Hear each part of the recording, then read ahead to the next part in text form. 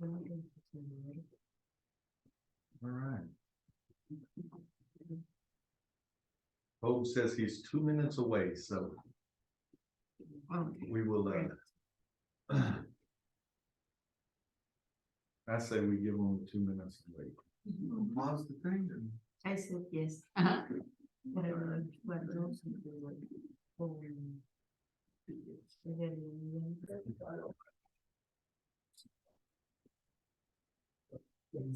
All right. Well, I'm glad all of you are here tonight, and I noticed you moved forward a little bit since our. But we have the quality group here. Before we take prayer requests, I did want to let you know that Hermana Teresa, we've been praying for her. She's a member at Goodwill, and we just got word just a little while ago that Isidro was at the hospital with the family, so we don't really know. It didn't sound good, but we're gonna be positive and just pray that all is well. She's really been struggling. I visited also this past week. When I was there, she was doing real well. Who's this? Do we meet her? Teresa Arriaga. She was the ladies on Saturday? Is it the lady that played the No, piano? she was in Yeah. the hospital. She plays, yeah. The lady that played the piano? Oh, I know who it is. Okay. Yes, and so we definitely want to pray for her. Yes. And so, and then Hermana's going to California to visit with her sister who has not been doing well, and so we want to pray for her safety and also that it's just a good, memorable visit. I know when family lives far away, sometimes you don't know when you'll ever see each other again, and so definitely want to pray for that. What else? Anything?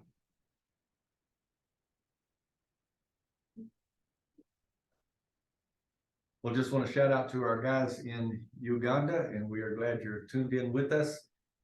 We got word tonight that there's possibly some type of revival happening in Rwanda. So hopefully, maybe you guys were part of the starting it. I don't know. We want to see revival in Uganda. We want to see it in America. I think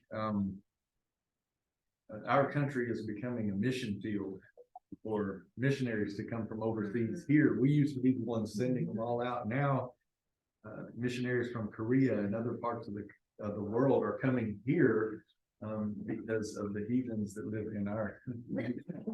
So some of them are in our churches, but anyway. Speaking of which, there after I saw that Jesus, I saw that Jesus resurrection movie. It's very good.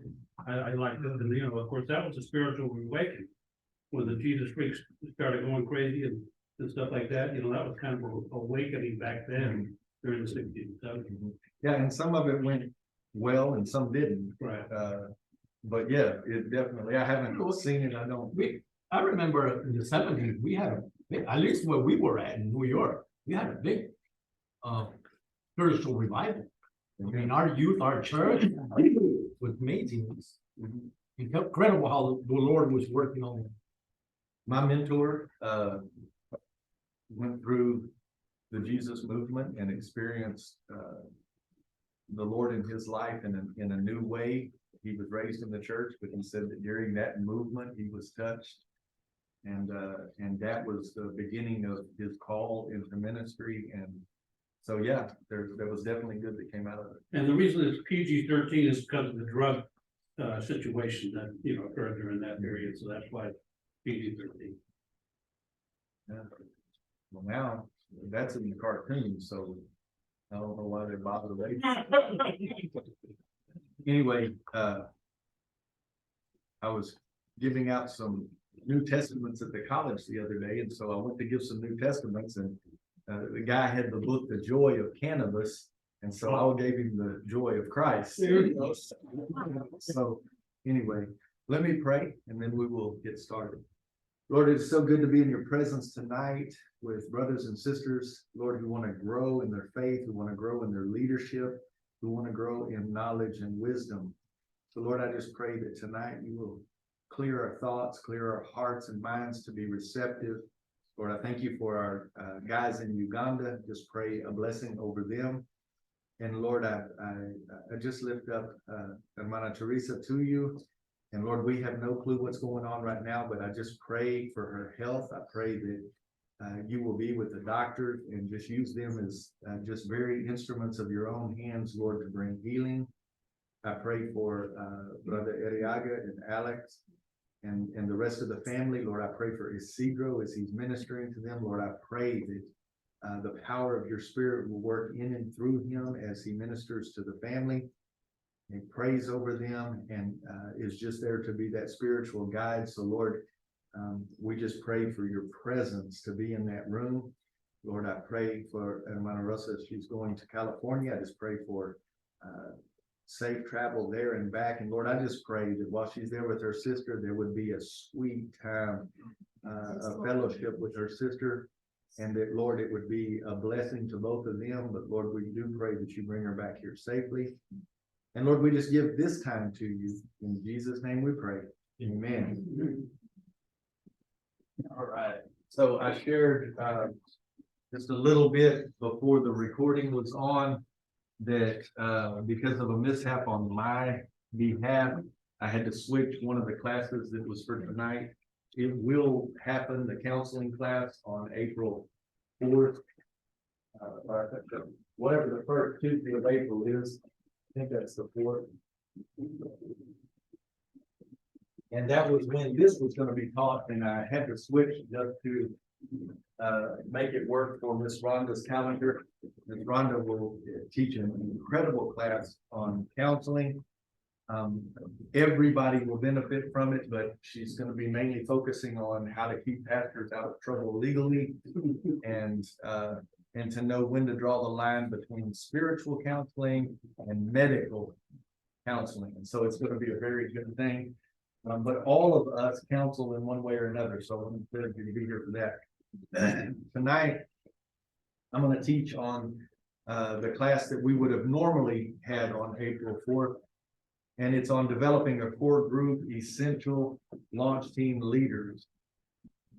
And when we first started developing this, it was targeted mainly at church planters, but as we've moved this into leadership training and existing churches, I'm going to teach this in a way that will apply as well to existing churches. And part of the reason is because most existing churches do not have this core group.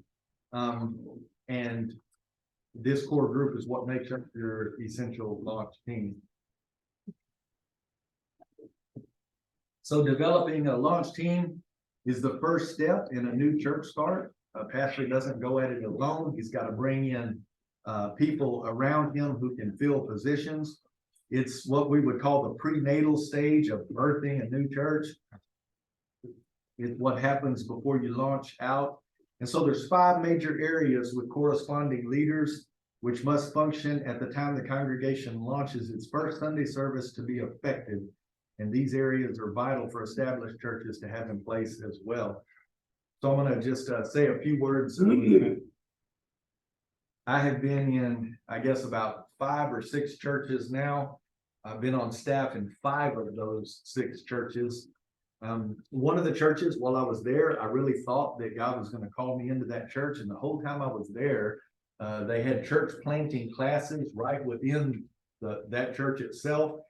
And when I started going there, I thought, wow, I'm going to pay for these classes. I'm going to be launched out of this church.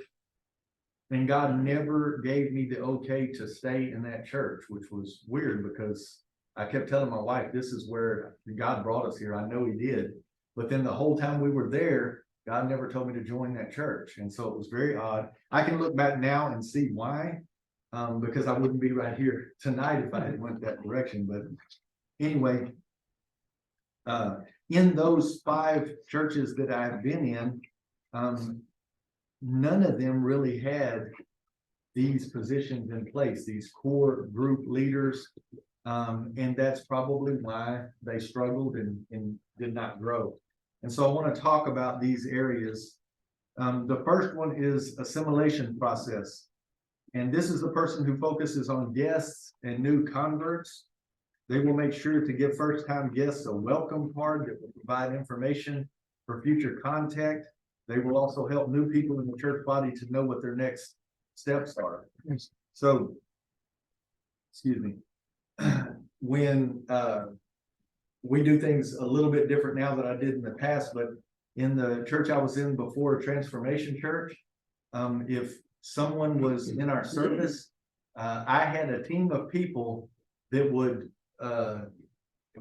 troll or stalk or whatever you'd want to call it, any new person that came into the church. This group of people or this person has to be someone who is a regular attender and who can recognize whether someone has been to the church or not. And I have actually had people say in the church, well, I've never seen them before. They've been coming to this church for 6 months. What do you mean? Because they're not observant. They come in, they go to the pew that's got their name on the end of it. They only talk to the people they talk to, you know, that can't be the assimilation person. Well, the church is too big. Right, or the church is too big. And the bigger the church gets, the more you need this team in place. So in the beginning, it doesn't have to be a team. It can be a purpose. A person. So when someone would come in, they would be given a card and just ask them to fill it out. Later, we put a little lectern, kind of like this, except it had a full enclosure so we could keep some stuff in it. And in our foyer, I had somebody standing at that. So every Sunday they greeted people, and if someone was new, they would welcome them and say, could I take just a couple of minutes if you fill this out for me for our records? And so we developed a card, which we'll talk about later, but we developed a card for them to fill out. And then the first person to get that card was me on Monday morning. I told them by Monday morning, I want those cards on my desk. And so if there was a visitor to our church, Monday morning, I did a handwritten thank you card, and they were just cards, the kind that don't go in an envelope, the cheap kind, but it was a card.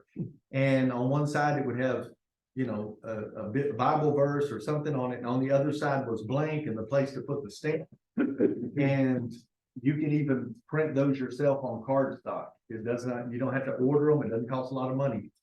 But I would write them a handwritten thank you card and just let them know we were so thankful that you worshiped with us this Sunday, and I want to encourage you to come back.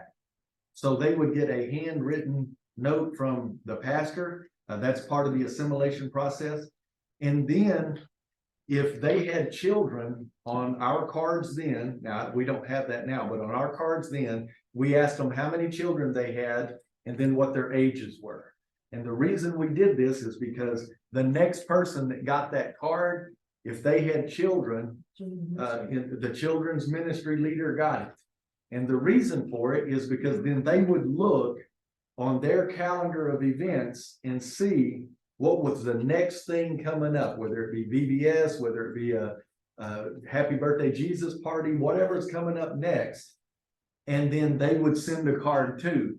Hey, we're a part of the FBC Children's Ministry, and we want to invite your children to come to the Happy Birthday Jesus party or whatever we were having. And so now they've not only got a card from the pastor, but they've got another card. And I was explaining to a gentleman earlier today on this very topic, because he called and asked me if he could come tonight. And I said, yes, and he'll probably be slipping in. He said he'd be a little bit late. But I told him that sometimes I lost my train of thought. Sorry. I shouldn't have backtracked. I'll think of it in a minute. But anyway, he was asking me about this assimilation process and what it meant. And this is where I was going with it. So sometimes people are church hopping. They just moved into town. Y'all's church is in a military town, so you know very well that you got people coming and going. And so if a person is visiting several churches trying to figure out where God wants to plant them, well, the reason that they don't come back to a lot of churches is because they weren't invited back. Right. After that first visit, there was no contact, and so if a husband and a wife are really seeking where to go and they're praying about it and they're new in town and they've got a handwritten card from the pastor, and then they've got a card inviting their children to come back, that may be very key in where they go back to Makes it to visit. It starts making it personal. And even if they don't choose your church, that's something that would make them want to at least come back. At least you attempted it, right? It's actually small. I mean, I've been to churches that I walk in and literally no one. I mean, I've had like one or two people, but people are not friendly, you know, they're not approachable. Right. They just, you know, I feel that that's a huge thing too. You see people, you need to make them feel like home. Mhm. You know? I don't know if I shared this in this class or not, but when I was at a previous church, I had a lady who was 74 years old, and we were in our discipleship classes, and we were taking spiritual gifts inventory, and we were talking about using your gifts and talents. And she said, I wasn't raised in a church that taught this stuff, and I'm 74 years old. So, you know, what can God do with me now? I'm old. I'm an old woman. I mean, she was very critical of herself. And I asked her, I said, Miss Shirley, I said, you like people? She said, yeah, I love people. And I said, I need some help in an area that I think you can help me. And she was like, what? And I said, when new people come to our church, I need someone who will go up to them with a smiling face and let them know just how glad we are that they chose to worship with us, and give them a card to fill. Can you do that? And she was like, well, yeah, that's easy. And I was like, well, that's what I need help with. And this is no joke. One Sunday, it was maybe a month later, 6 weeks later, I don't remember how far, but I'm in a traditional Baptist church. I'm standing at the front door with my wife so everybody can tell you what they think of your message or whatever. And all of a sudden, here she comes. And she's gone out the door, you know. She's headed across the parking lot. Well, what had happened was this family came in late. And she turned around and she was like, I got my eyes on them, you know, but the service started. And so soon as the service was over, you know, a lot of times when there are new people in the church, they kind of want to slip out. So she was like, She's gone.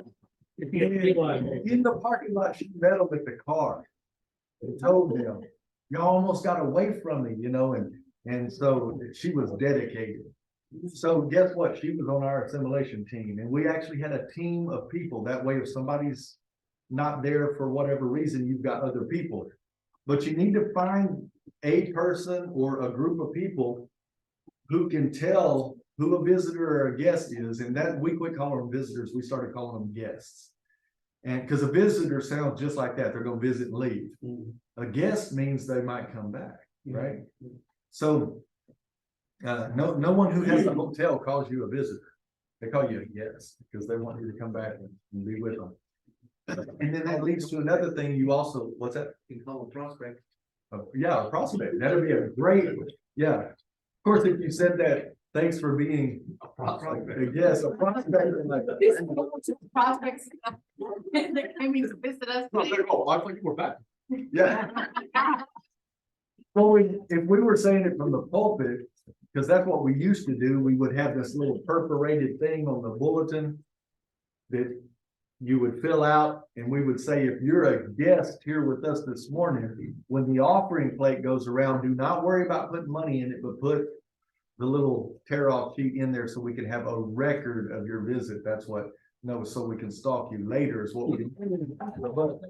So, but I will give you a tip, like now, today, because of the nature of our culture and society, if the reason we quit using that big card that had name, address, email, phone number, children's age, all of that, we quit doing that. And the reason's because people are like, they will stalk us. They don't fill anything out.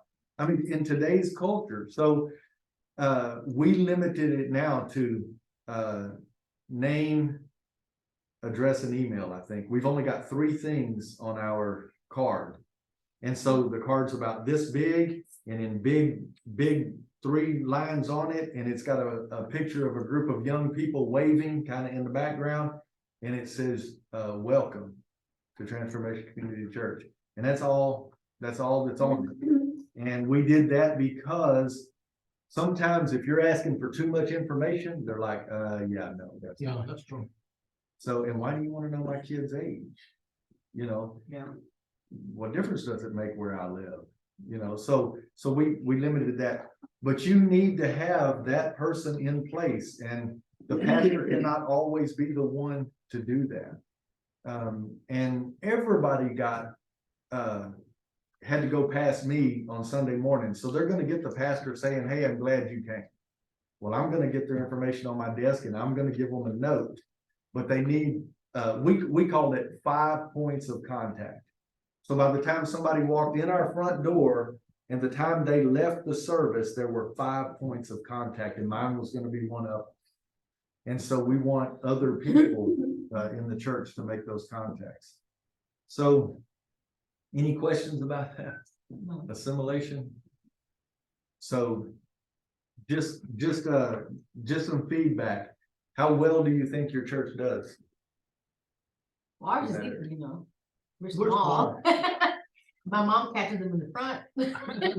And we grab them when they come in. I think that our church, one thing with our church, we're very good at, like I said, making sure when people come in that we like, make sure they feel welcome and they're, everybody says hi to them, hello, how you doing? Yes, Right, we give them a hug and a kiss, make sure they feel like they're home. we had the experience this weekend.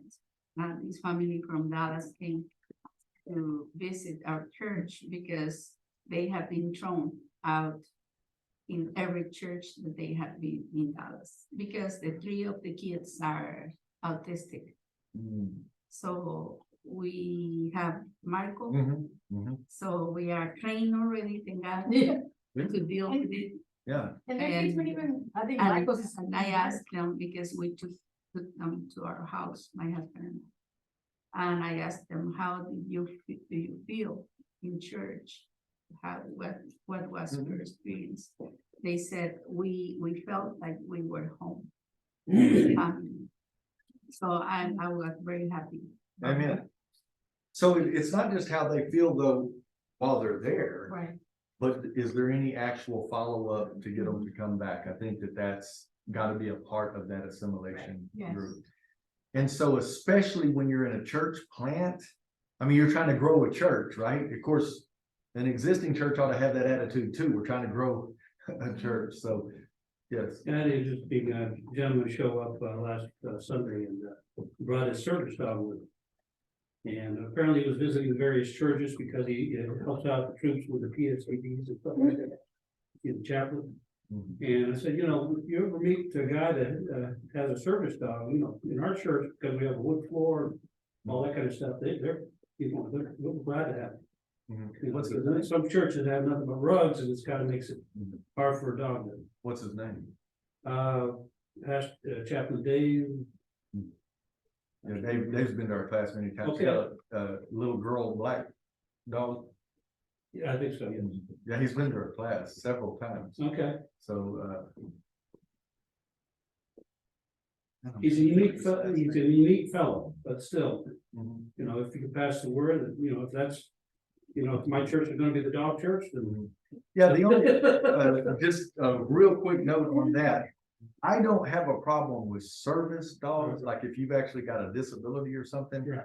But I'm a little bit leery about, emotional support animals. I have a problem with it. Yeah, and part of the reason is because your emotional support animal is causing some negative emotions in other people in this room, you know? And I had a lady one time, she kept putting her dog down, and I kept telling her, you can't let your dog just run around in the church. Well, hers was more of her baby than it, you know, the lady obviously doesn't have a disability. Maybe it's So- home. Yeah, that's a little bit, that's a touchy situation, you know, Yeah. and, you know, this isn't Petco. Really, that one, I think that there's animals like me, I am super allergic to Allergic. dogs and cats and like things like that, so I'd be like on the other side of church. We did have once or twice people arriving with dogs at the church, like assuming that that was okay. Yeah, And I had to talk to them and tell them, no, you can't bring that dog in here. And mainly also because of consideration of people that have allergies. allergies. Besides, I hate dogs myself. Yeah, All right. I think I found a niche though. They go in, I only got 5 people at my church. well, you better be careful because you may end up with only 4-legged congregants. They don't give very much. So just a funny story, when I was in Uganda, we were actually in Lugogo Baptist Church. And it was, they have several services on Sunday morning. I had to speak at the two English services. And two chickens got in a fight in the background. And it was in the building, so that was. But when Did you go pray for them? when some guys laid hands on them and I know lunch was late. But over there, there's, they don't have AC like we do, so all the windows and doors are open, thank goodness, because it felt really good, but it was funny because I'm up there talking and there's chickens were going on, Competition. but, and they were beneficiary because we blessed them later and had a good. No, I don't know that they did that with them, but dogs are a little different, so. Evangelism network, so this is a person who will lead evangelism efforts in the church body. They will coordinate outreach opportunities and teach evangelism to new members. And I talked about that area in several of these areas in depth in the evangelism strategy portion of the training center. But just to reiterate, I have not been in a church yet that had an effective evangelism strategy. They don't have anyone leading it. Whoever is gifted in evangelism, the Bible says, is the one who equips the saints to witness. And they also are the ones who should work with the pastor to coordinate outreach and should be doing ongoing training in the church. And so our church is not growing as rapidly as I would like, but everyone who comes into our church is required to take evangelism training. And so that way there's no one slips through the cracks. Most people think, well, I don't have the gift of evangelism, so God didn't call me to witness to anybody. Witnessing to people and sharing your faith is not a gift, it's a command. The gift of evangelism is the person that God has raised up who equips the saints and how to do a better job at witnessing. And so I don't know how that biblical misconception got into the church, but it's been in every church I've ever been in. Even the church I'm in now, I had a guy look at me and say, well, I think evangelism is more of a gift. And I knew where he was going with it. And I said, you're right. And let me share with you what that gift is. It's to train you how to go out and tell people about Jesus. And he's going, what you happy about that biblical definition of That's in you. And so, how about Ed? Do you actually have someone in your church who focuses on teaching? And That's me. that's you. Well, just 5 members, Mhm. pretty much it. So, Well, then that means that you really have to do a good job to make 5, 10, and to make 10, 20. And, Our church, how many people started? With what, 3 or 4? No, in the beginning, it was only my husband and me, yeah. and then Raphael with Kelly. his wife, and then Kelly, Mhm. and the husband. And that was it for a long time. Mhm. Yeah. So one of the reasons we teach this very class right here is because we try to get people, and we'll talk about it in a little bit, but it is very difficult many times to start with just a pastor and his wife. It is very difficult. Yeah. And so, especially if you don't have a sponsored church or someone who's going to come in and at least help you get things rolling. And so, but evangelism strategy is key. I was able to speak very in depth in several churches in Uganda. So just a reiteration of that. the discipleship strategy, you need a person who will lead and coordinate the church's discipleship program. So once people are brought into the church and they're assimilated in, there's got to be some strategy to help them. What I try to tell people, what do you have in your church that would take someone from being a lost person visiting your church to being a fully committed follower of Christ? There ought to be a step-by-step pathway. I try to stay away from the word program, but there should be a pathway that leads them to growing spiritually. And everybody thinks that Sunday school is the answer to that, and Sunday school is not the answer to that. Sunday school is mainly Bible study. Very few people have I ever talked with who said, I learned how to pray in Sunday school. I learned how to fast in Sunday school. I learned my spiritual gifts in Sunday school. Sunday school is where I learned how to pray out loud. Sunday school is where I learned solitude and silence. All of those spiritual things, Sunday school is mainly Bible study, in which we definitely need Bible study. But if we were doing our job, we couldn't keep up on Sunday morning with our congregation's Bible study because they'd be feeding themselves. So, and I'm not saying that we don't, I'm a Bible study leader. I'm a teacher. I mean, that's what I do. But if our people were truly feeding themselves, we wouldn't need Sunday school. Do you know why Sunday school was created in our country? No. Right. If you study Baptist history, Baptists used to go into the communities, especially into poor areas of the community, and bus in kids. And they found out that these kids were illiterate. They couldn't read, they couldn't write.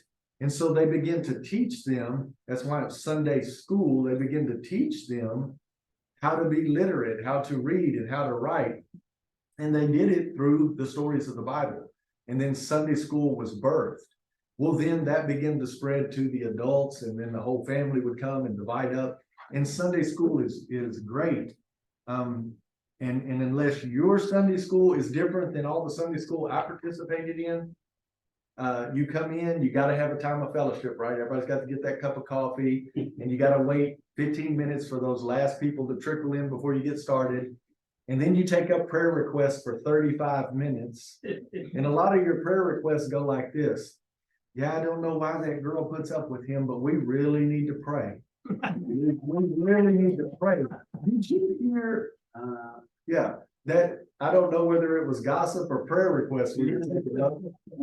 And then by the time we got into that quarterly, you know, we're Baptists, so we use those little Baptist quarterlies. Don't even use the Bible anymore. And I went to a Sunday school workshop, and the guy in it said, we did not create these for you to teach out of. We created these to be a tool to use with your Bible. We expected you to teach the Bible, but they don't. They go, oh, this is easier than the Bible. And so they just kind of walk through that, right?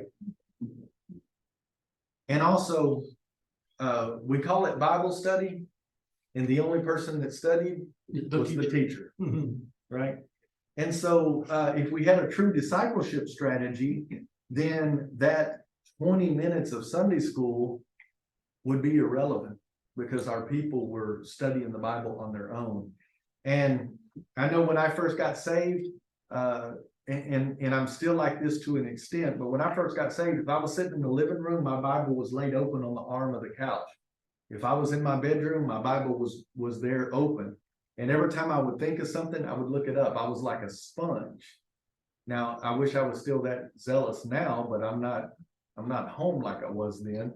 But the bottom line is that if I heard the pastor say something, I would write something down and go home and do a study to make sure he was on target, right? Amen. And I'm just joking, but I'd be like, what does that mean? Like the first time I heard priesthood of all believers, I was like, you know, and I'm in a church where every Sunday people ask me questions and we have dialogue back and forth, but that's not real cool in a lot of churches.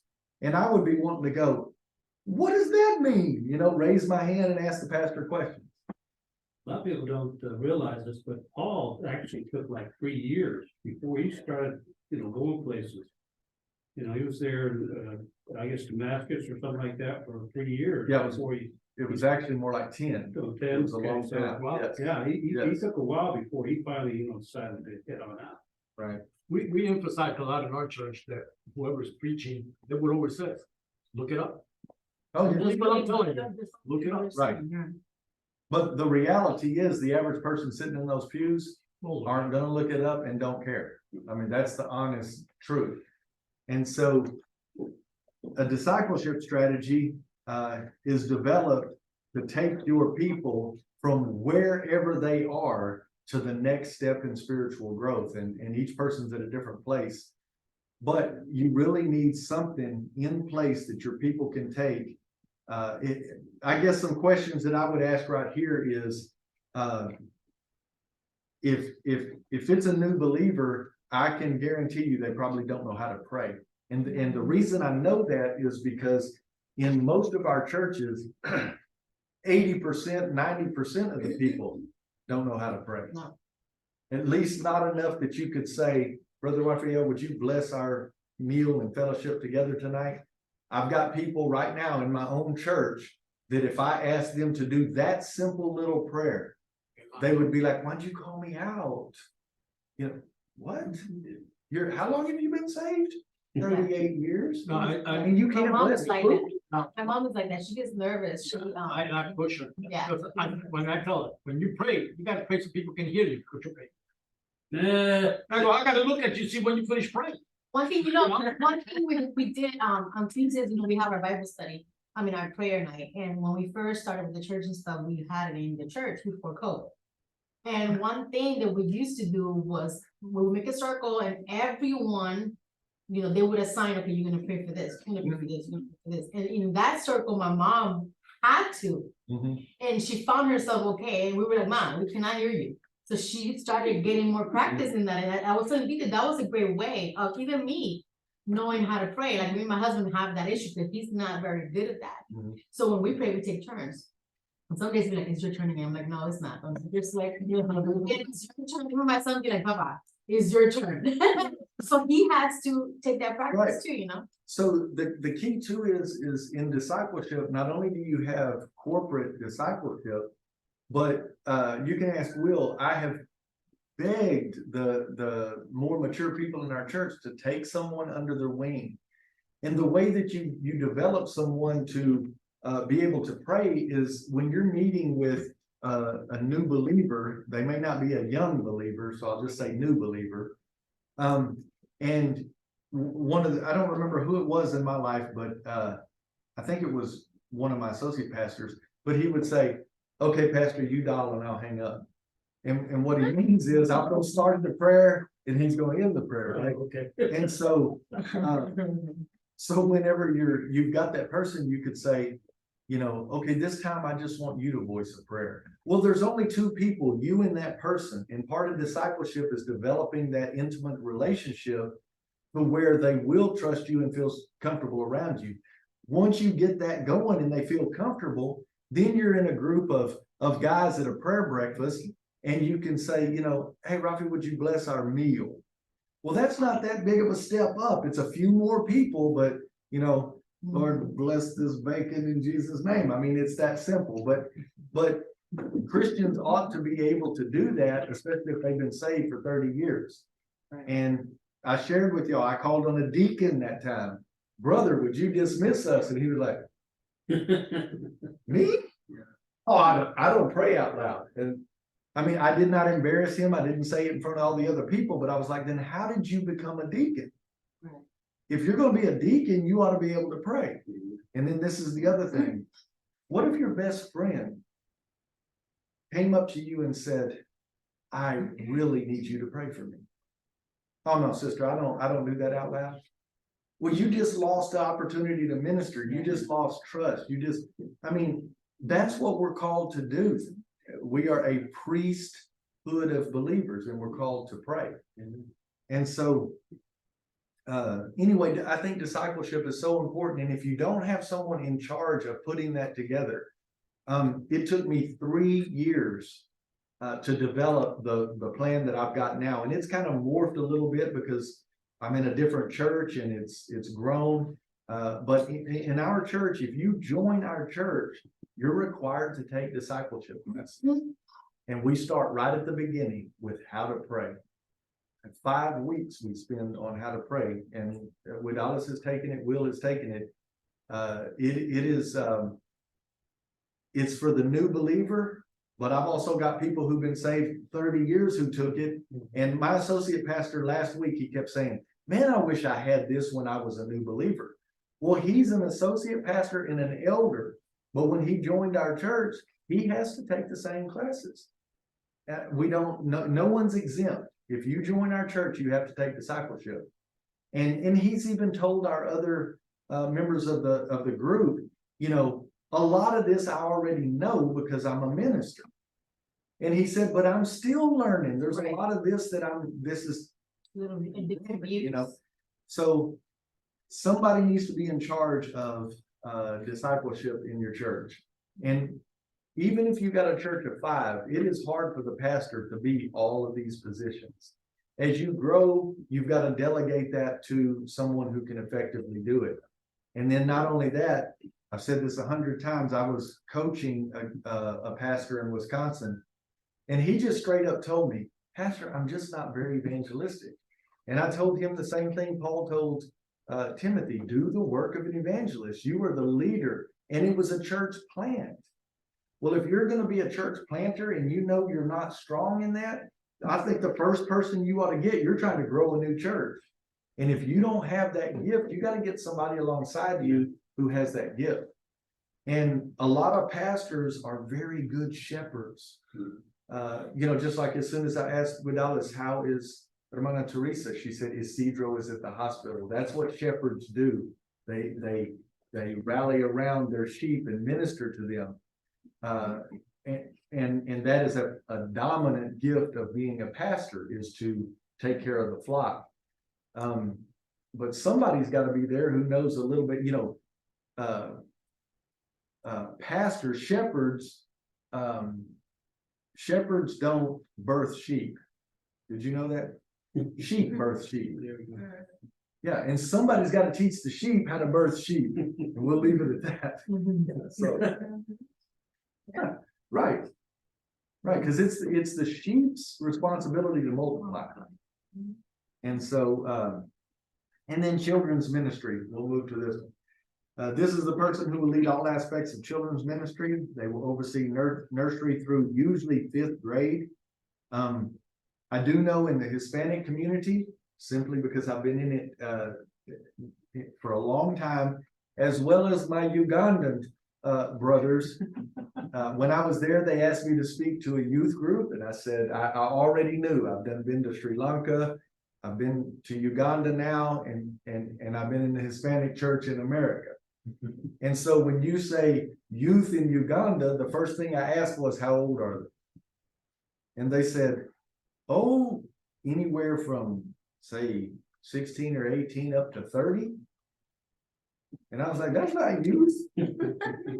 But it is there. So you have to define the terms. When I was in Sri Lanka, youth was anywhere from, say, 12 to 20 to 21.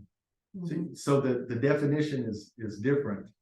One of the churches I was a minister in, they considered youth anybody who wasn't in an adult Sunday school class. And I was like, no, nursery is not youth. Preschool is not youth. Yeah, it is. That's what they consider. So you got to define it. In the Hispanic community, youth can mean, children can mean something completely different. Like All the my way to sister. Twister. The pastor's daughter. Mhm. So when she took charge of the youth people in church, she decided that the ages were going up to 40 because she was new to 40. Exactly, 45. That's what I'm saying.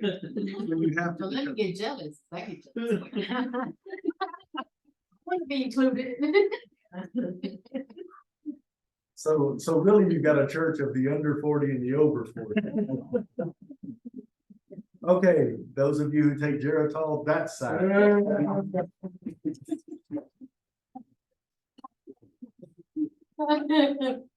But that is important. So the reason I put that, I said, this person will oversee nursery to about fifth grade. And the reason for that, because like we have, the children from about fifth grade below go out of the service during the sermon. Now, Sister Wadalis, her older one, she was the only one, so we didn't make her stay by herself. So you gotta be flexible. But if you've got a thriving congregation of 100 people, somewhere you gotta draw a line, you know, so, but the reason for this person is extremely important for bringing in families. If you have a young family, and I say this for a bunch of reasons, if you have a young family and they come into the church and you don't offer anywhere for their child to go, especially if they're 2, well, a lot of people's children today, that, you know, they don't act like they did back when your grandma was in church. Right. You know, my wife said straight up, he was good in church because she knew what a pinch under the back of the arm felt like. When you do that now, CPS is coming to Yeah. Sunday school or whatever. So, but children, when we were in Uganda, no joke, 30 kids sitting in the back of Choice Baptist Church, as good as gold. Wow. I mean, they were talking, and some of them were a little antsy, but they were absolutely wonderful. You That's the way know, it was when I was growing up. but it's the culture, and those children want to be there, and the adults want them to be there. I never seen so many kids back there, but they were very good kids. You put 30 American kids in a corner of a room, and you got to put a referee. Yeah. You know, and so Sometimes the adults do. You ain't lying. So a lot of times, and this is just the truth, but families come to church to get a break from their family. And I mean, young people, a lot of times, they come to church and they want their child to go somewhere for a little bit so they can have a little bit of peace, so they can sing some songs. It shouldn't be that way, but it's just the truth. And so you can either buck it, you know, and just say, I'm not gonna deal with that. Or you can say, okay, I don't think that's right, but how can we better minister and gain this family? And then the Sunday school teacher can wring their neck. I mean, but, you know, so, and then there's, another reason, when several churches that I was at, but one way back in the past, I was a minister in the church. So I came on staff as minister of evangelism. They hired me to be the one who taught evangelism and organized the outreach and stuff. So the first, I think the first time we were there was on a Wednesday, but the pastor led me down this long, dark hall because I had little ones. My youngest one was about 6 weeks old, and the next one was about 14 months old, and then I had a 3-year-old. So I had 2 little ones. So he leads me down this long, dark hallway. I showed Will that hallway. Down this long, dark hallway, and then we went into a room that was only about this big right here. And it was kind of a cute little room. And the pastor says, okay, just wait right here and I'll go get a couple of teenagers. And I was like, whoa, whoa, whoa. You're gonna do what? He's like, yeah, I'm gonna go get a couple of teenagers. Well, I don't know those teenagers. And I've got a 14-month-old and a 3-year-old, and you're gonna bring 2 teenagers that I don't even know. And are you talking 13 or 18? You know, well, come to find out, the oldest teenagers they had was about 15. And I said, Pastor, it's not happening. So my wife ended up on our first service there, going back and playing with my own kids in a nursery. They didn't have any other little children in the church. And so I told my pastor, I said, I have to be honest with you. I know God called me to this church, but I want you to know that if I were just a Christian man bringing his family to visit this church for the first time, you'd have lost this family tonight. And he's like, why? And I said, you led me down that long, dark hallway to a little room that you turned the light on and said, wait here, I'm gonna go get a couple of teenagers to watch your kids, I said, I wouldn't have stayed. And so this is why it's so important. Maybe other people don't care, but when my girls were little, I was protective. Now, I wasn't one of those helicopter kids. They got to play in the mud. I saw my daughter eat a cricket and I didn't freak out. So I wasn't one of those helicopter parents, but you know, when a young family goes to a church, and even today, if somebody comes in to our church as a guest and they've got kids, the first thing I do is say, let me introduce you to Kiala. And Kiala's the young lady that works with our kids. Kiala is as bubbly as she can be. She's wonderful with children. What's that? She's amazing. And so I get them and I say, this is the young lady who will be taking care of your children. Well, automatically they go, wow, there's a priority on children here. You will keep those people. So if you're planting a church, this is very, very important. But if you have an already existing church, it's equally as important. You want people to stay in your church. I don't know what your standard is, but just think about it. If you were a young family and you went to visit a church, you know, what would you want it to look like when you got there? And I know some people, it's like, it's got to have the coffee bar, it's got to have a playground for my kids. But, you know, people who are actually just praying for a home church might not be looking for that. But what they're looking for is, number one, people who care and people who care about children. So I was in the church I got saved in. And we were without a pastor for a little while, and the director of missions, this was before Tom, so it's been 25 years ago.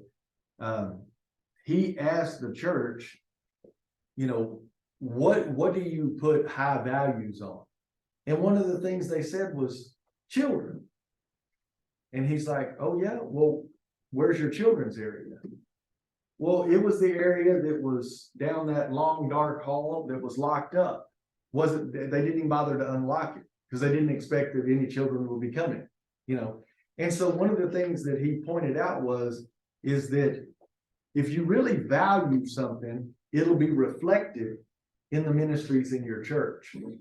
And so if the children's area, if you really value children, then every single Sunday or Wednesday, that area is going to be lit up. It's going to be clean so that if you do have a guest and you take them down it's going to look fresh. It's going to look inviting. But this church, honestly, it was just this long black hallway that was locked up because they didn't have children. Yeah. And some of the rooms were piled with garage sale stuff. And this was the first church I was in when I got saved. And so I'm the one that asked to paint. I wanted to paint murals on the wall. I wanted to paint the preschool area to look like all the animals of Noah's Ark. And then at the end of the hall, there was a wall, and I wanted to make it look like the Ark with Noah and his wife standing there waiting on all the animals to come. Awesome.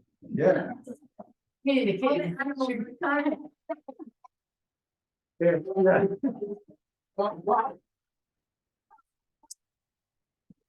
That was the prophetic side. You see, that was the prophetic side, because now they act like animals. Yeah. But so the pastor's wife kicked me off the decorating committee. What? She That's said, yeah. She said, we are not painting murals. The church is meant to be warm and cordial. And I was like, in the preschool area? Warm and cordial? I told y'all I'm still bitter about it. You can hear it in your voice. I took white butcher paper and put it all on the walls. I was a youth pastor. I put the paper all on the walls and we put murals on the butcher paper. So I got around her. I can't decorate, so I'm still bitter. I'm just teasing. So right now, I put this in here. This is the first paid ministry position that we brought on staff in our church start.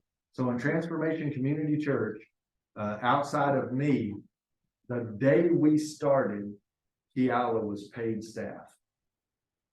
And so that shows that we put a priority. Now, Miss Kiala doesn't make a fortune at our church, but we value her enough to pay her. And we value the families coming in enough to pay somebody to be focused on their kid. So I think that's very, very, very important. All right, so worship leader or team, and Gary just did an incredible class on this right here, so I'm not going to go into a lot of details, but the person that leads the church body in all aspects of worship, this may be one person or an entire team. Right now, we are going more with the team concept. We just kind of work together. We don't really have one person who's 100% in charge. Y'all know as well as I do, some churches like Gary does have a team, but he's the man. I mean, Gary is incredible at what he does. And of course, he's a senior staff too, right? He's been there the longest. He's pastoral care leader, Right. Pastoral care pastor and worship leader. So he has dual roles. He does a lot of funerals and weddings and that sort of thing. But he leads the worship as well. As a matter of fact, on a little side note, that thing he taught us about the Acts prayer, we began to incorporate something very similar this past Sunday in our church. And my wife is leading it, and I think it went well for our first time. We're gonna see where it goes and what it kind of morphs into. But she did an incredible job, and I will admit that what Gary said, 20 seconds of silence can be a little awkward when people aren't used to silence in the church. But I did like one of the things that he said, that the Bible says that God's house is a house of prayer, yet we do so little of it in the church. And so I really liked incorporating that on Sunday morning. So anyway, the reason I tell you that is because if we're going to be taught things, but we're not going to apply them, then what's the good of teaching it? Like if we're going to be taught that we really need somebody to focus on discipleship, but we don't apply that. And I'm willing to help in any way that I can with any of these areas to get you and your church better at doing them. But these 5 areas right here, especially for someone who's going to start a church, if you do not have those 5 areas targeted and focused on, it's going to be difficult. It's going to be very difficult. I did not put youth ministry in there. And one of the reasons is because so many people today, youth is a hard area, and I don't have a grasp on it. I'm not going to lie. The reason all my ministry, except when you're working with the poor, and most of us don't work with what we would consider really poor. By the time a kid is 16 years old, they're working at McDonald's, they're working at Walmart, they're working somewhere, they get a job, and guess what? That age group is always the ones that has to work on Sunday.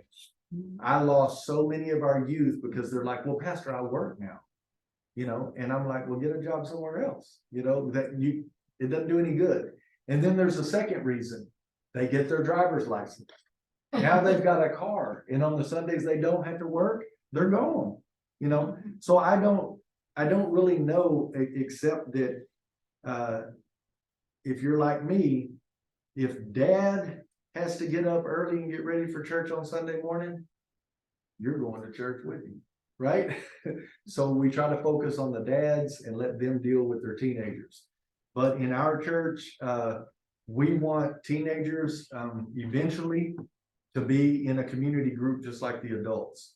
Now they will be in a community group in a home with their age, but it'll still be modeled after the adult one, so that once they do get 18 and they go to an adult community group, it's not such a drastic change.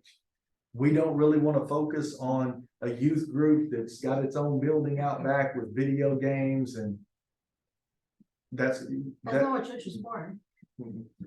And the other reason is this: you can't compete with the world. You just can't. And so many youth groups, they try to create this atmosphere, movie nights and video games and all this kind of stuff. And you cannot, and whatever you get them into the church with, that's what you got to do to keep them. So if you've got them in there with fun activities and field trips and all of that, when that stops, they leave.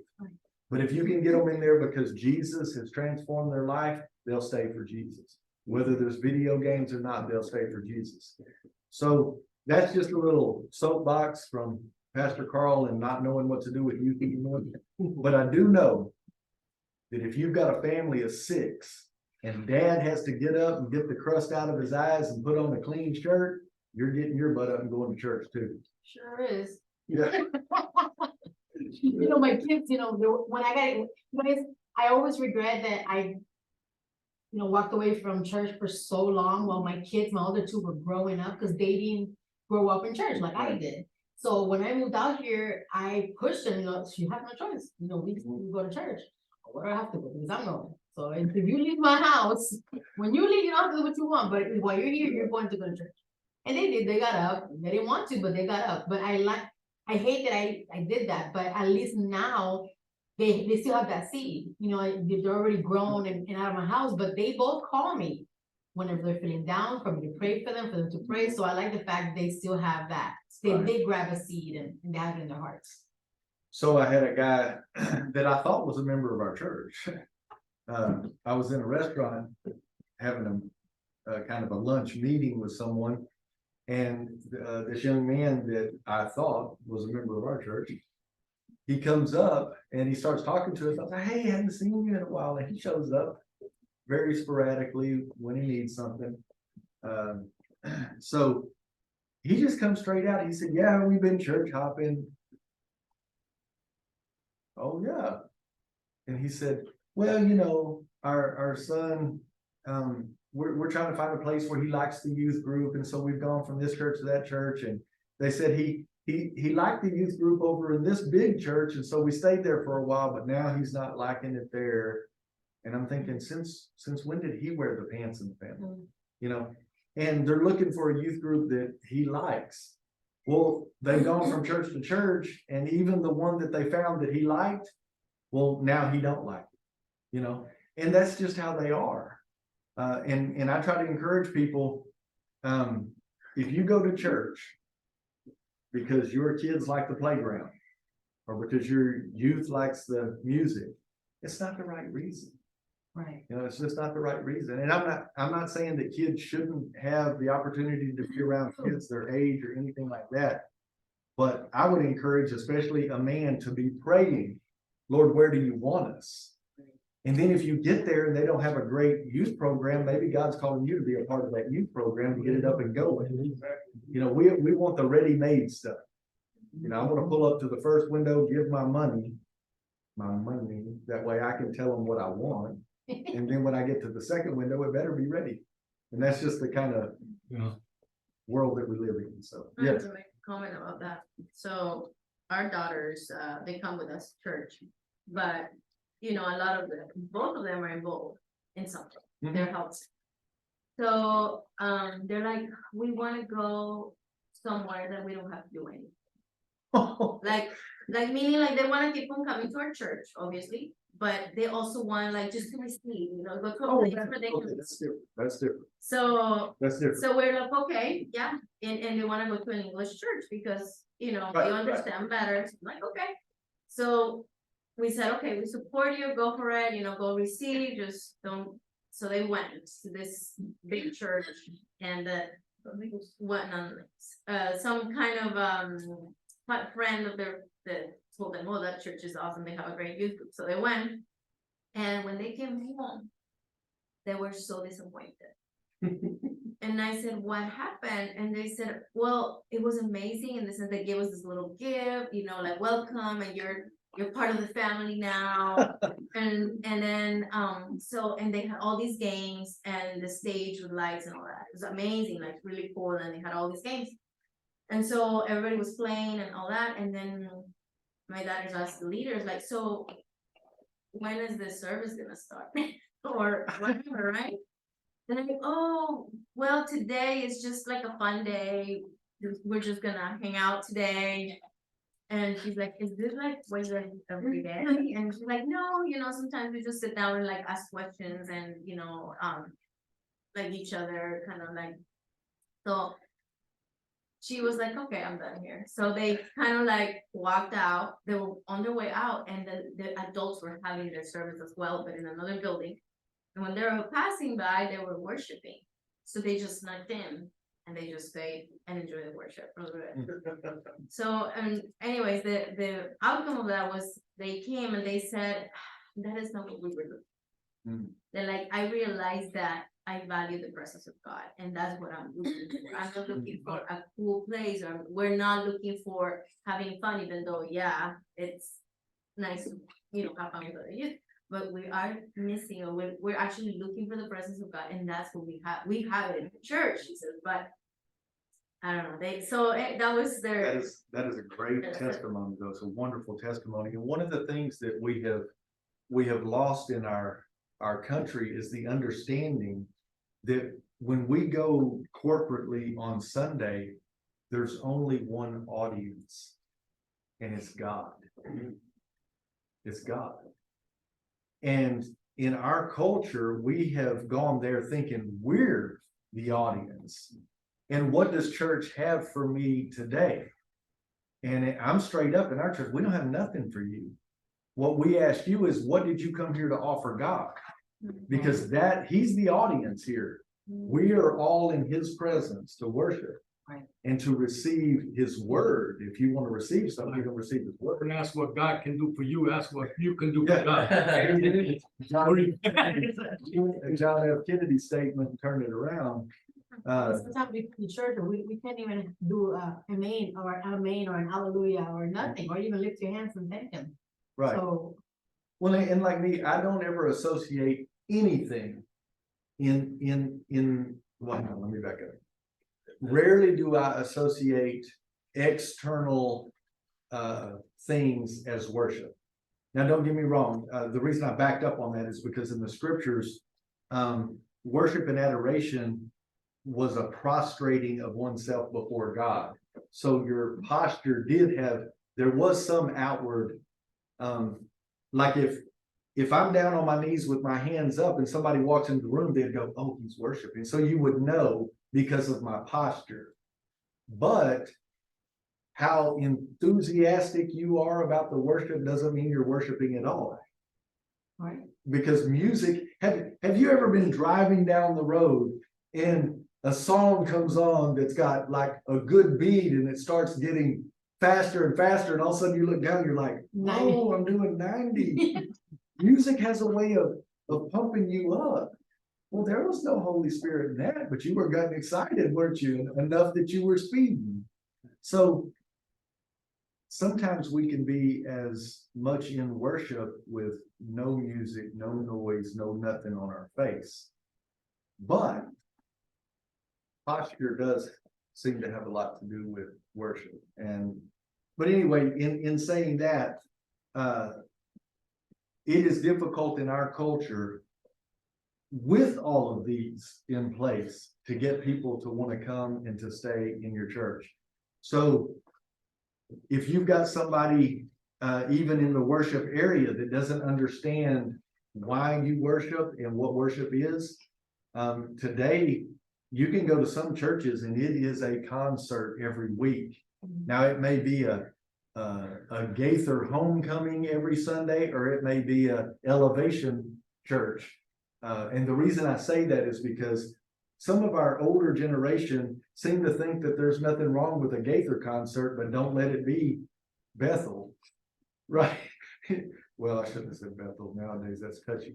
But you know what I'm trying to say. A rock concert or a Southern gospel extravaganza, either way, that's not what it's about, And so these 5 areas are crucial. And if you're going to plant a church, or if you're in an existing church, I would touch base with these and see, because I really do believe that if you have these 5 areas in place, and they're even halfway doing what they're supposed to, the majority of our churches would be better off. Right now, they'd be better off because very few churches actually have a team or a person who focuses on the contacting of someone after they walk out your doors. And so, like I said, our children's minister got that card and she would send out whatever was the upcoming thing, trip to the zoo, VBS, happy birthday Jesus party, whatever they were doing next, that's what would go out so that they would be invited to come back. Evangelism, our people don't think evangelistic anyway, and if there's not enough things out there, my son-in-law gave an incredible testimony this Sunday. We were all ready to start the music part of the service, and he turned around and said, "Wait a minute, can I say something?" And I was like, "Okay," and I was so glad he did because he gave a testimony about being out in the public. The young lady that was serving him seemed like she was really down and something was wrong. So he asked her if everything was okay. And she kind of confided in him a little bit. And he said, "I want you to keep working, keep doing what you're doing. But if it's okay, I'm going to pray for you right now." And the other woman that was working came over and said, "Well, if you're going to pray for her, can you pray for me too?" So right there in public, he prayed over them, but then this is what he said: "Church, we've got to follow up and find out what's going on in her life and how things are going." And see, that's what I'm talking about here. That's how you assimilate people in, is by doing that. But he could have just said, "Well, I did my part, I prayed," but he wasn't content with that. He wants to go back and see how it goes. And that's not even in church, So imagine how much more important that is if they visit your church for you to go back and do that. So That's awesome. let's take a break and then we will come back and finish up. I had a.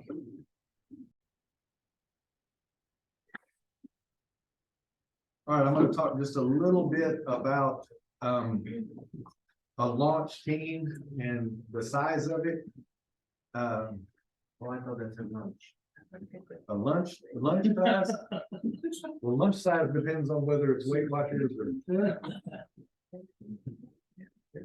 So I'm going to give you an understanding of also why size does matters when it comes to church plant.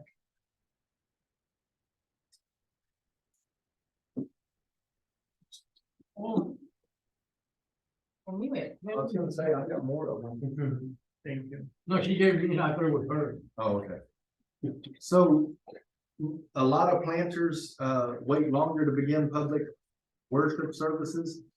This is what we were talking about earlier when Russell was talking about her, and if Waterville started the church with just them, I'm gonna tell you right now, that's hard, very hard. Because you have to be you're 50% of the positions, and He has a lot of faith because he used to tell me in the beginning, he was getting ready to preach. And I was like, "Why you wanna preach? There is no one here." And he was like, "I'm gonna preach the pews because these are gonna be full of people. So I'm gonna get used to this. yeah, in other words, if you expect fruit to grow, you better plow the field. So yeah. The reality is that the larger the launch team, the better. And so we recommend at least 30 people, including those in the 5 major areas above. I had right about that when we were going to launch, and about 2 weeks before we launched, I had half of those people literally just dropped out on me, decided they didn't really want to leave their home church. So when I began to put together a team to launch out with, I began speaking to different people. I was passing out a prospectus, letting people read it. I had a minister tell me, "Oh my goodness, your vision and mission and everything is exactly what I think a church ought to be. I'm on board." And I was like, "Good." And he played an instrument, he could sing, and he was an ordained minister. And so I said, "I want you to be one of the associate pastors." He told me an area that he felt gifted and excited about. I said, "We'll let you lead that area." He really felt like he could be a good community group leader. In other words, he was gonna be the pastor who overseen our community groups. In the traditional church, that would be kind of like a Sunday school director or an administrative, minister of education. That's the word I was trying to use. So, areas 1 and 3, like the assimilation, evangelism, and discipleship, those all 3 could be covered by one person. You know, it only takes one person to actually teach your evangelism classes, coordinate outreach events. One of our pastors was in here today getting the block party trailer. And I told him, you're doing so many block parties, you ought to get your own trailer. And he was like, I know, because last year, out of 12 months, they did 9 block parties. So almost one a month, full blown. That was less. Yeah, it was less. So, but in the other 2 areas, children and worship, you know, that could be 4, 5, 6 people per area. And so, right there, say you had 3 people for those bottom 2, that'd be 6 people, that'd be 9 people of that 30 are in these key areas.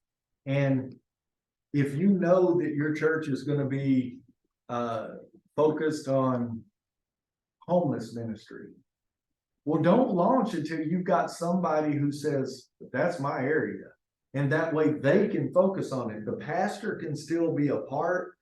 I've got one of my associate pastors is the one in charge of our prison ministry. He's the one that lets me know when they're going into the prison next. Will has been doing a lot of the mission stuff in our church so that I don't have to be thinking about it all the time.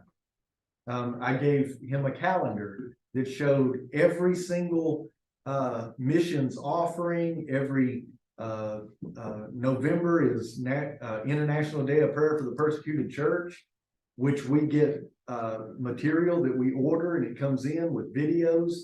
You know, he's learning all of those dates, and I gave him a calendar that said, I'll use Lottie Moon because most Baptists know what Lottie Moon is. Lottie Moon's the Christmas offering that goes to the IMB to support international missions. So you don't wait till December to order Lottie Moon stuff. So I gave him a calendar that said, this is when you order the stuff for this missions. This is when you order stuff for the persecuted church. And that way, once he gets it into a routine, and see, that's part of that job description and knowing what your responsibilities are.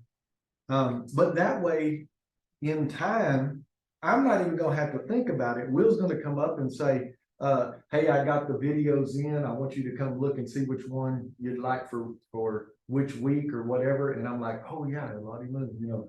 So missions is big in our church. I mean, we're still a new church start. We've only got about an average of 25 in attendance. Will and I have already made a trip to Uganda. We've partnered with ministries in Uganda, partnered with Bible distribution. We've partnered with a sister church to do shoe ministry, giving out shoes in the community, presenting the gospel. We've done a lot of mission stuff to be a small church. And so one of the like I would probably have 6 of these key areas because missions would be one of them. And when I was in a previous church, even when we were small, running in the 40s, when people came there, they told us, I asked them, so what made you like our church? And they said, because we couldn't believe that for such a small church, you were global. That's the word they use, global. Well, that's what I want people to come into our church and go, man, this church is global. That sounds big, doesn't it? Sounds cool. We're global. So, you know, when you walk into our church right now, I've got about 60 flags that are about this tall that line the whole top of our. That was nice. But yeah, and oh yeah, y'all were there. I And noticed that. our Sri Lankan flag is hanging there. I got a Ugandan flag coming, and I've got what? Those flags there? Mhm. Okay, because we were wondering, I was like, was this last year? We were all like. But we want people when they walk in to wonder why we've got it, because we're global, we're gonna be global, you know? So one of these top in our church would actually be a sixth position, because we gotta have somebody that focuses on missions. So the bigger your leadership team is, the better. The more the pastor can delegate to other people, these main areas, because every one of those areas are key growth areas. Your church will grow if you have a good children's ministry. Your church will grow definitely if you've got somebody focused on evangelism. Your church will grow not only in numbers, but spiritually if you have a discipleship. So what I would say to people who have an existing church is, do you actually have these key areas with leadership and people fulfilling it? And most churches do not. So I just want to encourage you to look at those and see how you can implement, or you may have it, it's just not organized and functioning well. So then finding launch members, this is something that is so hard. And whether you're having a launch team or whether you're an existing church looking for leadership, this is a hard area. Finding the right people who share the vision and who are qualified to fill these major areas is vital to the success of a new church or an existing church, for all that matter. The process of gathering a leadership team or a launch team is not an easy task. So we're going to look at several ways that you can gain it, but prayer should always be at the heart of it. And so we should be active in the process, and God already knows all of our needs, but we still need to be active in the process. So members of a sponsored church, if you're a church plant, then you've got a sponsored church. These members may come on board to help launch the new church start for a predetermined time, and then may decide to stay on board, or they may decide to go back to their home church.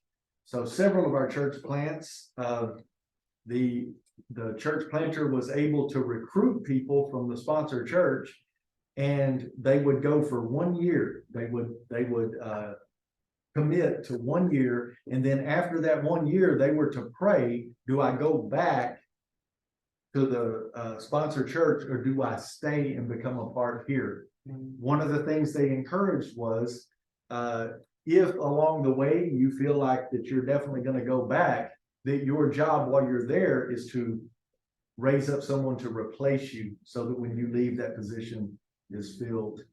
And then advertise, of course, local college or university on campus of Mary Hardin Baylor. I know several people that have staffed part of their worship team with people who are music majors. I've known several guys who were going to one of the local universities, and they feel called to ministry. So while they're in school, they're a youth pastor somewhere. So you can gain prospects for some of these areas, children's minister, by going to the university. And most of the time, like Mary Hardin Baylor has an area in their ministry department where you can post stuff like job opportunities. Network, share your prospectus with as many people as possible. Use social media and your website. So when I said prospectus, I learned something new that I want to put in place in some of our teaching. I was told by somebody that when you're a church plant and you're seeking people, you have a prospectus. And that's something that gives your mission, vision, values, why you launched, where you're going to launch, statistics, and all of that good stuff. And so you want to get that out there to as many people as you can. If someone shows interest, you need to be able to put something in their hand that they can go read. But then I had a guy tell me, but once you're actually a church and you're no longer, like my wife keeps telling me, we're not a church plant anymore. We're a church. Okay. But I've been calling ourselves a church plant for the past 3 years, you know, and she keeps saying, we're not a new church anymore. We're 3 years old. Well, I'm like, my grandson's 3, he's still new. But I was told now you need to go from having a prospectus to having a portfolio, which is different. And so if you're gonna seek someone to fill a position, you not only have some of the ingredients that was in your prospectus, but maybe you're gonna have the job description in that portfolio and things you've done in the past, something that they could read and go, man, I like that. I'm on board with this. So for an existing church, it wouldn't be a prospectus, but you're gonna have a portfolio. So that people can see what you've accomplished, where you've come from, where you want to go, who's already on staff with you. So a portfolio is a little bit different, and I'm gonna look into teaching a little more in depth on that in the future. Because I was just told that myself, Carl, now you need a portfolio, and I was like, okay, what does that look like? So I'm beginning to try to put that together myself. Cast a clear and compelling vision. People who will join your launch team or leadership team need a clear vision of the why and what of your church plan. Having a well-developed prospectus that clearly defines your mission, vision, and values will help. So eventually I'm gonna have a thing that talks about the portfolio as well and what needs to be in it. Haven't got that far yet, but since I'm trying to develop mine, I've got some groundbreaking research to do, right? So, and never make promises that you can't keep. Do not promise people a title, a role, or a job unless they have prayed and know that's what they are called to. So I had a guy one time come to me and say, Pastor Carl, I want to take you to lunch. Well, I already know what that means. That means they're going to ask for something or you're going to get a job. If you work with Tom Henderson and you go to lunch, you're going to get a job in the BBA doing something. So how do you think I got this job? I'm just teasing. But so he invites me to go to no, I'm not. He invites me to go to lunch. And when we're sitting there, he starts telling me all the problems in his church. And then he tells me, I think I'm going to come on board with your church. And I didn't say nothing. I just let him kind of vent. And then at the end of it, I said, I don't want you to come on board with my church. And he said, why not? And I said, well, because right now you're just mad about something. And so you're going to leave your church and come over to my church, man. And I said, but if you can come to me and say, I prayed about it and God released me from my church, then I consider you coming on board with us. And this man was a minister, an ordained minister. So it wasn't like it was just a church member. So if he came on board, I could use him, you know, but I said no. So about 2 months later, hey, Pastor Carl, I want to take you to lunch. I said, okay.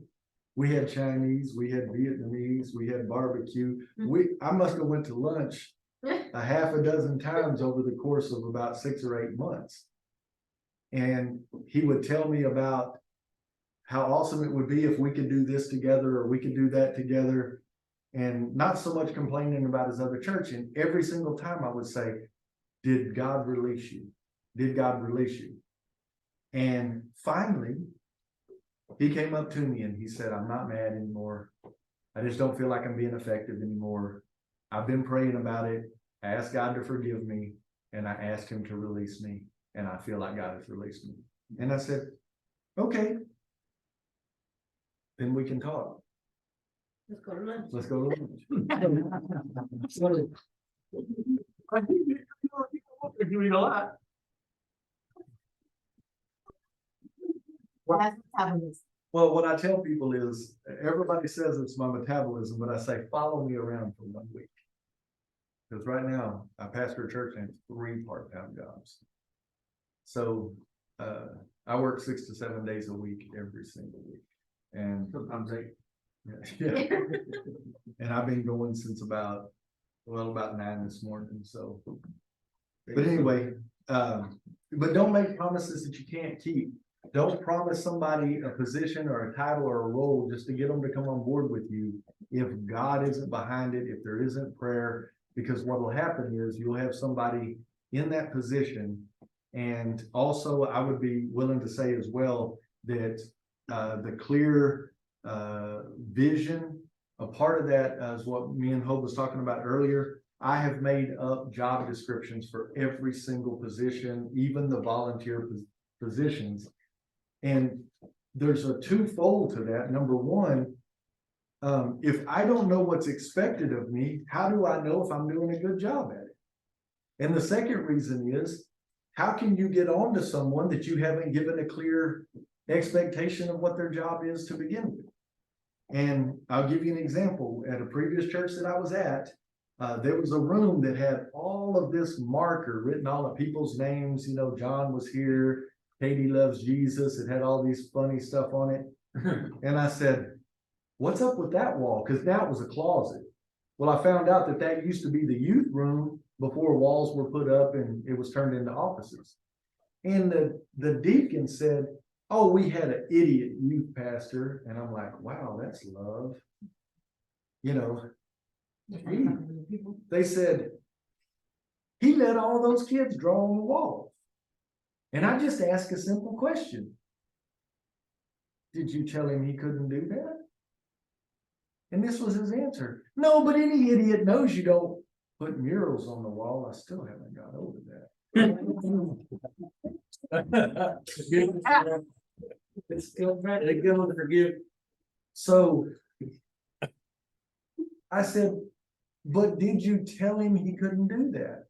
No, but any idiot ought to know. Wait a minute. You mean you didn't tell him that he wasn't allowed to be creative or paint the walls or do anything?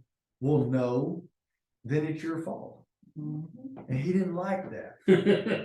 But the truth is, if you don't want when I started pastoring at First Baptist Moffett, the first youth pastor we said that we had, do you know what I told him? Gonna do some murals? I still haven't got over that. Try to make it last a little bit fun. For real. I actually told him, get with the youth group. And I said, make it look good. You know, we got projectors, find what you want, project it on the wall, let them help, but put murals on the wall. Sounds like my uncle. They wanted to paint a big tree on the wall. And then every time a kid joined the youth, they got to paint a leaf on it and put their name in. Oh, it's fine. Nice. You can paint over it, you know, so whatever. But the thing is, give clear instructions on what you expect and don't expect. Maybe it was the animals coming down the hall. And then focus on when recruiting, focus on the value they can bring to the team. Help them to see why they could be an asset to the church or new church. This applies to established churches when recruiting leadership in these areas. I think that's key, that a person needs to know that the way God has gifted them, what God has called them to, that's going to be an asset to the church. Also, this is just extra, no charge, but if you actually put somebody in a position of leadership and you don't let them lead, they'll leave. So with responsibility has to come freedom as well. There needs to be boundaries and guidelines. That's what the job description does. That's what the clear vision does. But at the same time, if you put them in charge of something, you've got to let them be creative and let them lead in the area. And so, I mean, if you hire somebody and you say, look, in this church, we sing hymns only. And the first day he brings his electric guitar, you're going to go, you know, so. It's a hymn. It's a hymn, yeah. With electric guitar. Well, no, but that's when he comes out, you know, blessed assurance. That's why you gotta be very specific, because it is a hymn, Pastor. So Again, the animals come. the animals come. Hey, if you will put me to do the murals on the kids' room, I will make it more biblically sound, like the ark and everybody else drowning on the way. That wrong, the kid. Well, you ought to do that in the big sanctuary. That way everybody knows. And then at the end, you tell them, But see that rainbow? He's promised not to do that again. Yes, yes, yes. Or you Yeah. just a fire. Yeah, go back to your original. So, but at the same time, there's no way you can cover everything, Hmm. like, obviously, like, there's gonna be some gray areas, there's gonna be. You cannot put everything on the description, it's gonna be general, and there's gonna be cracks. Yeah, there always is, but the reason why we did job descriptions. And I guess a lot of it is because I've worked in industrial maintenance. And like, when you walk into most factories and you become a maintenance guy, they don't ever ask you what you know, they just say fix it. Well, you may be working on the motor of a forklift, or a backed up toilet, or building something with carpentry, or installing a new electric box, and they never ask you, do you know how to do all these things? They just say, do it, so when I got hired as a maintenance man, I did not know that I had to know it all, because I don't, right, You didn't have YouTube back then. we weren't allowed to have our phones in the building anyway. So I couldn't have Googled it or YouTubed it anyway. But I'm just the kind of person myself that if somebody wants me to lead an area, I want at least some general guidelines on what you expect of me. And then also, like in our job descriptions, everybody knows who their direct authority is. And the reason for that, I may have shared it, I may have not, but I had an associate pastor, and when we hired him, well, every deacon and every other minister in the church started assigning him jobs. Yeah. And I was like, why are you doing that? And he's like, well, Deacon so-and-so told me to do it. And so I had to tell him, from now on, anytime somebody tells you to do something, you politely say, I'll be glad to get on it, but will you run it by Pastor Carl first? Well, guess what? It didn't take long. Nobody was bossing him around anymore, because he wasn't their little gopher. He was my associate pastor. Same thing with my secretary. People would come in. I had ladies in the church coming and saying, honey, I want to give all the girls in my Sunday school class this recipe book. Would you take it out of the little thing and make copies of all of it? I need 8 copies, and what part of secretary of the church is that, And so you come in there and you're like, hey, did you get that so-and-so done? And she's like, well, I haven't got done with these copies of this recipe book. So I had to tell them, tell them, yes, I'll be glad to get on that. Would you go talk to would you run it by Pastor Carl first? So, yeah, there's gonna be Make you sometimes. be the bad guy, and you tell them no. Oh, I don't have a problem being the bad guy. I don't have a problem at all being the bad guy. But people will take advantage of it. But I want to know, who do I have to answer to? Right. When I was in the factory one time, I had supervisors coming and getting me, and I'm a maintenance guy, but they knew I knew how to run a machine. So they would come in and have me do a job real quick. Then my boss comes out and he's like, that's all the work you've done today? And I'm like, look, man, they came and got me. He's like, who is they? I said, the other supervisor. And so next thing I know, he comes to me and he says, from now on, you make sure that they've run it through me. Well, it wasn't a week later, I was having to go run some parts. And you know what the supervisor said? Hey, I talked to your boss. He said I could use you. Come on. But my boss was jumping on me for not having my work done when another supervisor who has authority over me was coming to get me. So it's just stuff like that, and then another reason that it helps is because we have this issue in one of the jobs that I'm in right now. I work at a funeral home, and I'm riding in the lead car with the director. Well, we did not have a police escort, and we did not have a procession.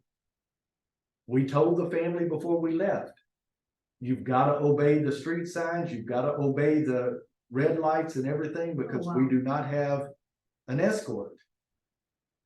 The guy that was driving the coach, the hearse, put his flashers on. The funeral director looked in the mirror and goes, "Oh, why does he have his flashers on?" And I said, "Because the other funeral director says we ought to have our flashers on, just because we're not in the hearse and the lead car need the flashers on." And he's like, "No, no, no, you don't put your flashers on unless we're actually in a procession." And I said, "Sir, with no disrespect, y'all funeral directors need to get on the same page, because he's just doing what the other funeral director told him. But I'm a 50-year-old man and I don't have to listen to that. I mean, y'all need to get on the same page, right?" Right. So that's another reason, if you have a job description, then you don't have somebody else on the team doing it different from someone else. So there's all kinds of reasons for the clear expectations. So,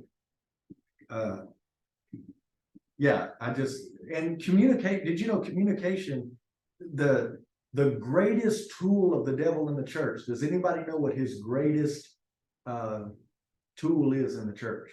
Not understanding. That Probably. is, yeah, that Miscommunication. Miscommunication. Miscommunication. is communication, division. And what's the greatest cause of division? Not communicating, misunderstanding. So the better we can communicate with clear vision, clear expectation, job descriptions, the more, as you said, cracks, the more cracks we can fill, the less likely we're to fall through a crack. And the devil will use anything that he possibly can to do that. So give clear time frame. Some of your launch team will not remain with your plant forever. Some will help you for a time and then return to the sponsor church. And then there's again, that make clear expectations for their departure and then celebrate their time being with them. So several of our churches that I know did this, they actually had a date. What's that? Mosquito. Oh, yeah, mosquito hawk. Oh, is it over there? It's Well, back there. I was flopping my legs. Up there, you know. They don't bother you.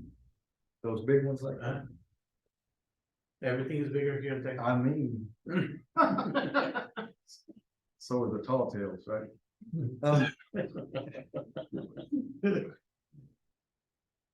Tell the truth about what is expected. That should be, planting a new church from scratch is hard. It will take time, talent, resources, and money to plant a new church. They need to understand that they need to be all in. So one of our church planters, and I'm not gonna say what his name is or what church he's with, but I went to one of his kind of vision castings where he was recruiting for his core group. He's not asking people to join his church as members. Everybody that came to this group, he let them know, this meeting is for people who are coming on board to fill positions to help us launch this church. And he drew this, like this. Has some little windows. Like this. You're getting ready for Damiero. Does it look like a mark? No, sorry. So this is what he said. This meeting today is for you to begin to pray about coming on board with us to help us plant this church. And he said, I need you to understand something. If you come on board, it means you're coming on board to row. There's no castaways.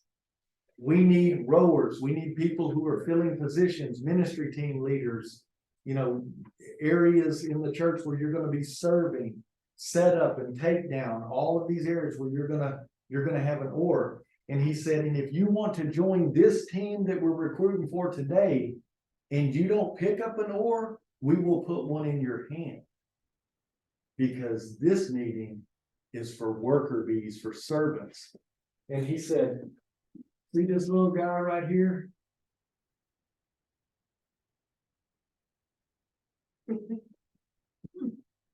That's a stowaway.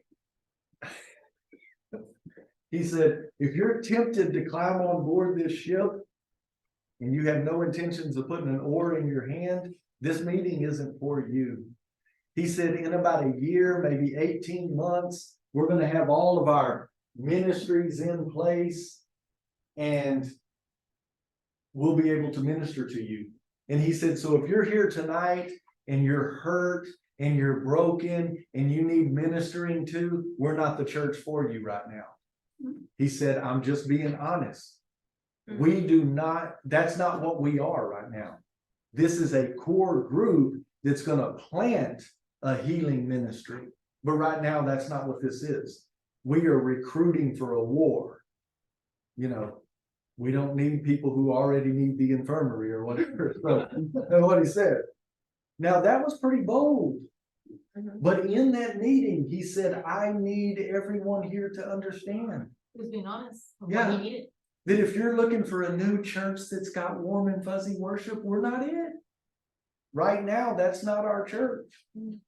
And so I love that illustration.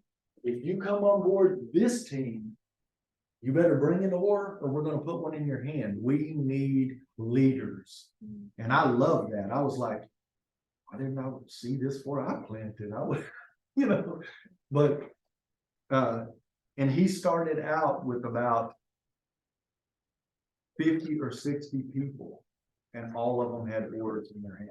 Wow, that's a pretty good start. Yeah, but he waited and he had meetings and he advertised everywhere that they're gonna have a new church plant and they are seeking core group leaders. He put it out there and people showed up from everywhere. I mean, this guy, when it comes to social media, he does it all, you know, TikTok, but I mean, Instagram. He had a list that long of all the social media they were on. And he just put it out there, come check us out. We're looking for leaders. So, and then tell them, and he told them, you're gonna be rowing and you're gonna get tired and it's gonna be hard. But that's what planting a church is all about. And we need people who are willing to do it. So kudos to him for being straightforward. Let me ask you something. Mhm. When you're recruiting people like this, and usually don't know who they are or anything like that, it's just people coming in. Once they're on board or whatever, do you background check? Do you check who they are? Right, so, and that's a great point. Just because all those people came and said they were gonna be a part, they had an assimilation type, a vetting type process to see where have you come from, what is your history, are you an ordained minister, what's your experience in the area you're telling me you're gonna bring. I mean, they did interviews, so to speak, with them, and just like in our church, I just talked to Will a little bit about that earlier, but we're about to do background check and child protective training for every single person that works with children. So that's something that if you come into our church, you're gonna have to take regardless. If you're working with Yeah. children, so, yeah. And then stay passionate about the vision. They must see you are passionate about the new work. And you'll have to fuel their passion as well. Celebrate every victory together and keep the focus on the vision at all times. If you're planting a church or you're the pastor of a church and they don't see a fire in you about it, then they'll lose their fire as well. And sometimes for pastors, that's hard. I had several weeks where I was just really down because our numbers were really low. Financially, it was really low and it brings me down. And I'm not saying that you have to put on a false, you know, when you come into the church, you turn a knob or something and it's all, you know, because that would be fake. But there still has to be some kind of passion in you about what you're doing, or people won't want to stay on board and be passionate with you. So the main thing I want to encourage you is just check mainly those 5 areas. And then like if you're a church like us, missions is going to define a major part of who we are. Just because I want to see our church reach people on the other side of the world. Which is what we're in the process right now of trying to discover our affinity group. And I'm thinking about, I've got a class coming up that we're supposed to teach here that I no longer have the teacher or the curriculum or anything. And I'm thinking about talking about reaching an unengaged people group and how to go about getting involved and finding an affinity group and moving forward with that. Because that's what we're in the process of doing. That's what I led my last church through. And I think that it would be beneficial. Any questions, comments, concerns? Well, this is more like, I noticed that in the calendar, there's no more dates, like, are we like skipping some classes or March? Like, it says March 7 and it jumps to March 21st, That's spring break. so we don't have class. Right. So is it Right. 2 weeks or 2 Tuesdays, or is it only one? It seems like it's two. Right? Yeah. But when is it? So, okay, it's the 7th, and it says here the next class is the 21st. Right, because next week, the whole week, Oh, only one. yeah, isn't next week spring break? Yeah. Yeah, and so part of the reason that we let off for spring break is just simply that people take advantage of, especially kids being off, college students being off. That's awesome. So, yes, we've taken off for spring break. Okay. And I'm glad that you looked because, a couple of years ago, we had a whole group of bikers that were in our church. They showed up. But there was a cool testimony. I'll share this and then. So they showed up for class and we didn't have class because they didn't look at the schedule. So they decided to take, to ride back on their motorcycles and they stopped at this store. And when they stopped at that store, they met a lady in there. She was buying a case of beer, 12-pack of beer, a bunch of beer anyway. And somehow they got a conversation sparked up with her.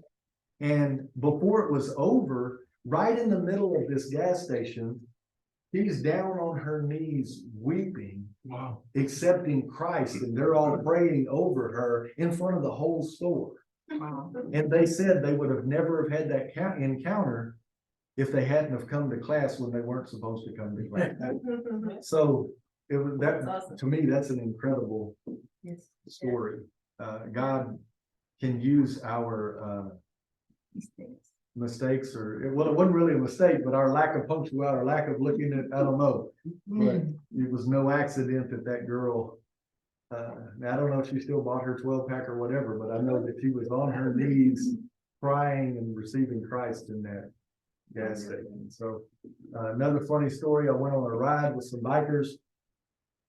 We were supposed to go, to burn it. And they took a different route. I'm just along for the ride. The next thing we know, we stop somewhere to fuel up or something, and they said, we're gonna go to Luckenbach. So I said, okay. So we get into Luckenbach and I call my wife just to touch in with her, and she's like, well, where are y'all at? I said, in Luckenbach. And she goes, there ain't nothing in Luckenbach but beer. What are you doing in Luckenbach? And I don't know if y'all ever heard the country song, Let's Go to Luckenbach, Texas, with Willie and Waylon and the boys. And all Luckenbach is, it's not even a town. It's just a place where a bunch of country music singers kind of made famous. And there's a beer joint there. And a little store where you can buy souvenirs, but the bikers like to go to it, right? So here I am with my wife on the other end of the phone, wanting to know what I'm doing in Luckenbach, right? So we've got 6 bikers. And we run into 7 little old ladies, all of them are like 75 and above. And they're all on vacation together in Luckenbach. And do you know what they're doing? They're drinking beer. So all of us bikers come outside and we've all got bottles of water and Tootsie Pops. So you got all these tattooed, well, not me, but all these tattooed guys in full biker gear with lollipops and bottles of water, and you got 7 little old ladies who are out there drinking beer. So we go introduce ourselves and we start talking to them, and before it's over, we've got 7 little old ladies with their beer, bikers laying hands on them, praying over them. All the other people are like, I ain't right about that picture. Did you take a picture? So, yeah. A selfie? So it's just funny how God can That's awesome. use you, but you know, when you think of 7 little old ladies over 70 years old, Wow. you don't think of them out in Luckenbach, Texas, drinking beer. And then when you think of 6 bikers sucking on lollipops, praying over old women. I mean, it's great how God can use you. So, like I said, I apologize about having to switch, but Miss All right, that was good. Rhonda will be here to teach on counseling. She does an excellent job. Matter of fact, she shares my office. She just left. Yeah, she was in there earlier. She counsels from my office on Tuesday night. Well, some of the other nights too, but many Tuesdays. Let me pray for you guys and then y'all get home early tonight. Lord, we are so grateful to be here, and Lord, I thank you for just calling us to the positions and to the leadership that you've called us to. I just pray, Lord, that as we seek to be equipped and to grow, that the power of your Spirit would just use us in ways that we can't even fathom. And Lord, I do want to lift up Miss Teresa to you again. We just pray, Lord, that she will pull through this. I pray for Isidro as he's ministering to her and to her family. And Lord, I just pray that tonight you'll take all of my friends home safely. Amen. And we just give you glory and honor in Jesus' name. Amen. Amen.